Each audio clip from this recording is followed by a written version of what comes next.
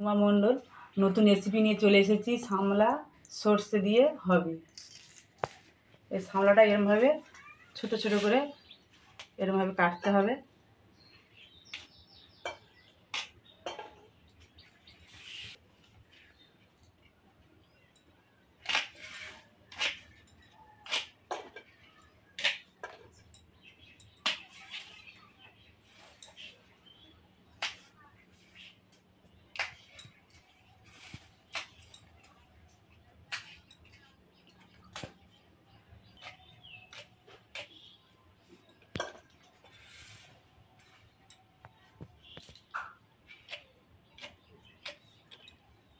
সামলা কাটা কমপ্লিট হয়ে গেছে।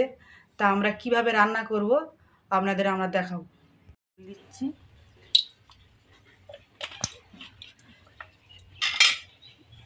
তারপর আমরা দিচ্ছি, গরম হয়ে গেছে। লাল লাল করে ভেজে নেবো এরমভাবে, ভালো করে লাল লাল ভাজা হবে।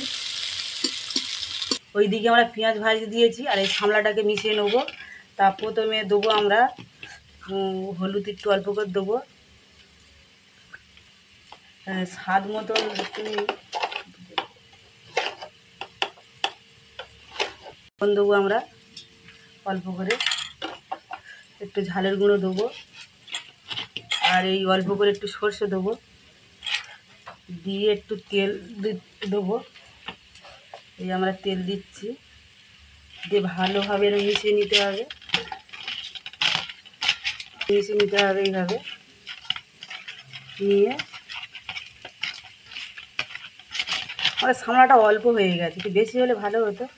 মাঠে এখন সামলা নেই, ওই জন্য।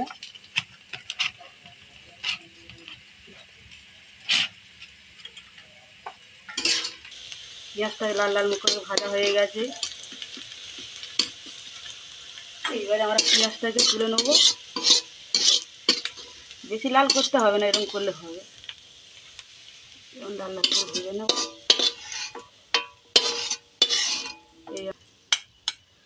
এই আমরা ফোড়ন একটু দিয়ে দিচ্ছি অল্প করে।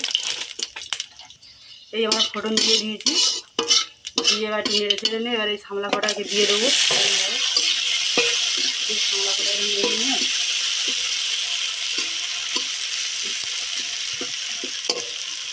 এই আমরা এই পেঁয়াজ ভাজাটা রেখেছিলাম, এই পেঁয়াজ ভাজাটা এতে দিয়ে দিলাম।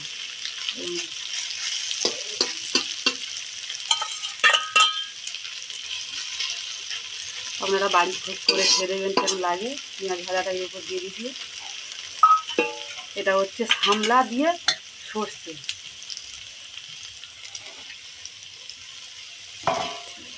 হয়ে গেছে সর্ষে দিয়ে সামলা, এবার আমরা লাগিয়ে নেব। দিয়ে হয়ে গেছে সামলা। কেমন লাগে আপনারা বলবেন কমেন্ট করে। বাড়িতে আপনারা তৈরি করে খেয়ে দেখবেন।